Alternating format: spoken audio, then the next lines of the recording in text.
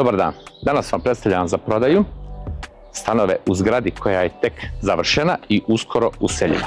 Zgrada se nalazi svega 100 metara od Principovog mosta, što znači u samom srcu Sarajeva. Tu su u biti dvije male zgradice. U ponudi imamo stanove od 55 do 88 metara kvadratni.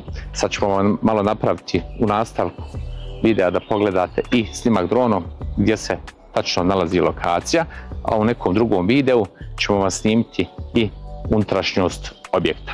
Ukoliko vas interesuje više informacija, želite da pogledate neke od ovih stanova, svakako nas možete kontaktirati. Lijep pozdrav!